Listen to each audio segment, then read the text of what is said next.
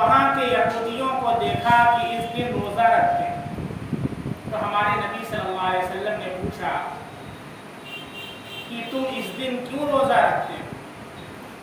तो उन्होंने कहा कि यही वो दिन है जिस दिन अल्लाह रब्बुल इज़्ज़त ने हज़रत मूसा अलैहिस्सलाम और उनकी कौम को फ़िरऔन पर गलबा अता किया और फ़िरऔनियों को गर्क कर दिया था। इस खुशी के अंदर हम रोज़ा रखते। हमारे नबी सल्लल्लाहु अलैहि वसल्लम ने फरमाया, नहनु अहक्कु बित्तिबाइ मूसा मिनकुम, हम हज़रत मूसा अलैहिस्सलाम की इत्तिबा में तुमसे ज़्यादा हक़दार हैं। फिर अल्लाह के नबी सल्लल्लाहु अलैहि वसल्लम ने खुद रोज़ा रखा और सहाबे किराम ने भी रोज़ा रखा और ये इरशाद फरमाया कि अगर अगले साल रहा तो इसके साथ एक दिन का इजाफा कर दीजिए। याद रखें, यहूदियों की मुशाबहत इबादत के अंदर भी जायज़ नहीं है। आज मुसलमान यहूदियों की नक़ाली करके हैप्पी बर्थडे मना रहे हैं। जब इबादत के अंदर नक़ाली करना जायज़ नहीं है तो हैप्पी बर्थडे मनाना कहाँ से जायज़ हो सकता है? बच्चा हमारे यहाँ पढ़ता है, पढ़ने नहीं आया, हमने पूछा क्या बात भाई कहाँ थे? कहा दादा का हैप्पी बर्थडे था, दादा का हैप्पी बर्थडे था इसलिए पढ़ने नहीं आए हैं। और दादा साहब मिलते हैं तो कहते हैं मुफ्ती साहब पोतवा क्या ऐसा पढ़ाएगा कि पोतवा अब्दुल कादिर जिलानी बन जाए। अब दादा साहब मिले, अस्सलामु अलैकुम। वालेकुम अस्सलाम, खैरियत? अल्हम्दुलिल्लाह।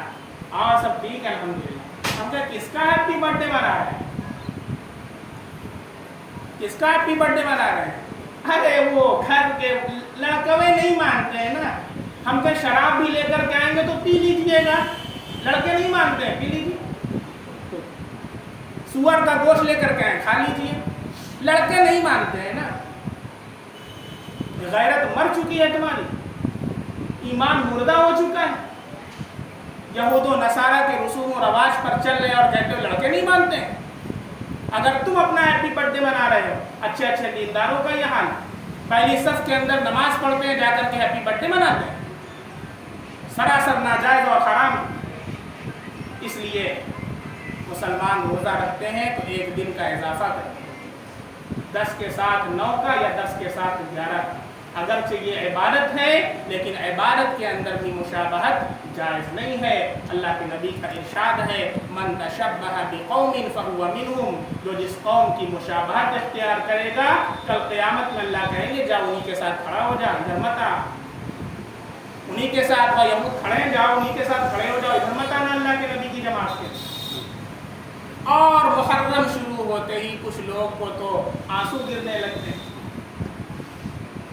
कुछ लोग काला कपड़ा पहनने लगते हैं, मातम करने लगते हैं, ताज़िया निकालने लगते हैं। भाई क्या हो गया? खैरियत तो है। हज़रत हुसैन रज़ी अल्लाह अन्हु की शहादत हो गई, तो शहादत गम की चीज़ है कि खुशी की चीज़ है? भाई इंडिया गुलाम था, यहाँ ब्रिटिश की हुक्मरानी थी, कितने मुजाहिदीन आज़ादी ने, फ्रीडम फाइटर्स ने अपनी जान की कुर्बानी पेश की है। आज उनको सलामी देती है इंडियन फौज, क्योंकि उस दिन बैठ करके मातम करती है। आप बताएं, अगर यही हाल हो जाए कि बैठ करके सब लोग मातम करने लगे तो साल का कोई दिन ऐसा न बचे कि जिस दिन इंसान खुशी मनाए और ईद मनाए। फिर 10 मुहर्रमुल हराम क्यों? फिर उससे पहले यकुम मुहर्रमुल हराम को मातम कीजिए, इसलिए कि हज़रत उमर फारूक रज़ी अल्लाहु अन्हु खलीफतुल मुस्लिमीन को उस दिन अबू लूलू मजूसी के नेज़े मारने की वजह से शहादत हुई। और फिर उससे पहले 18 ज़िलहिज्जा को मातम कीजिए, इस्लाम के तीसरे खलीफा हज़रत उस्मान गनी रज़ी अल्लाहु अन्हु की वफ़ात। अल्लाह के नबी सल्लल्लाहु अलैहि वसल्लम की जिस दिन वफ़ात हुई है उस दिन पूरी दुनिया बैठ करके मातम करे। फिर कौन सा ऐसा दिन है कि जिस दिन किसी जर्नेल की, किसी सहाबी की, किसी अल्लाह वाले की, किसी नबी की वफ़ात ना हुई हो? फिर तो पूरा साल बैठ करके मातम करेंगे, फिर तो कोई दिन खुशी का दिन ना होगा, बल्कि ये तो मातम ही का साल बन जाएगा। फिर ना ईद मनाओ ना बकरीद मनाओ, बैठ करके मातम करो। ये कहाँ से शुरुआत निकाल दी तुमने मातम करने? ارے ماتم کسی نے کیا؟ اللہ کے نبی کا انتقال ہوا. حضرت علی رضی اللہ عنہ نے جب اللہ کے نبی صلی اللہ علیہ وسلم کا دیدار کے لیے گئے، آپ کے چہرے مبارک سے کپڑا ہٹایا، بوسہ لیا اور کہا کہ اگر آج رونے کی اجازت ہوتی، اگر اللہ کے نبی نے رونے کی اجازت بھی ہوتی تو علی اتنا روتا کہ اپنے آنسوؤں سے اپنے نبی کو غسل دے. لیکن میرے نبی نے اجازت نہیں دی، میں نہیں روں گا. آج وہ لوگ روتے ہیں جو حضرت علی کو اپنا امام مانتے ہیں. حضرت علی کا ارشاد ہے لا تلبسوا السواد فإنه لباس فرعون، کالا کپڑا مت پہنو اس لیے کہ یہ فرعون کا لباس ہے. پھر کیوں کالا کپڑا پہنتے؟ اللہ کے نبی صلی اللہ علیہ وسلم کا ارشاد ہے لیس منا من ضرب الخدود وشق الجیوب ودعا بدعوى الجاہلیہ، وہ ہماری جماعت میں سے نہیں ہے کہ جو اپنے رخسار پر مارے، اپنے گریبان کو چاک کرے اور زمانے جاہلیت کی طرح بیان کر کر کے روئے، وہ ہماری جماعت میں سے نہیں ہے، وہ کسی اور کی.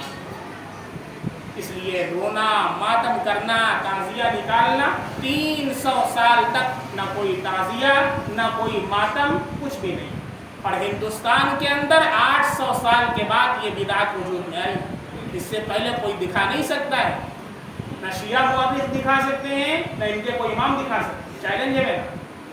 کہاں سے آئی یہ بدعت؟ کیوں کرتے ہو ایسا کام؟ اور پھر میں کہتا ہوں کہ ایسا کام کرتے ہو جو نہ قرآن کے اندر ہے، نہ حدیث کے اندر ہے، نہ حضرت علی رضی اللہ عنہ کی نہج البلاغہ میں دکھا سکتے ہو، نہ حضرت حسین کے ملفوظات میں دکھا سکتے ہو، نہ حضرت حسن کے ملفوظات میں دکھا سکتے ہو، نہ تمہارے چوتھے امام زین العابدین کے ملفوظات میں، نہ امام باقر کے، نہ جعفر صادق کے، نہ موسیٰ کاظم کے، نہ محمد علی کے، نہ علی تقی کے، نہ امام محمد مہدی کے جن کو تم اپنا آخری امام مانتے ہو. جب کسی کے ملفوظات میں نہیں ہے، کسی نے نہیں کہا، تو پھر کس کے کہنے پر ماتم کرتے ہو؟ کس کے کہنے پر کالا کپڑا پہنتے ہو؟ کیا تم اللہ اور اس کے رسول کے راستے پر چلتے ہو؟ کیا شیطان کے راستے پر چلتے ہو؟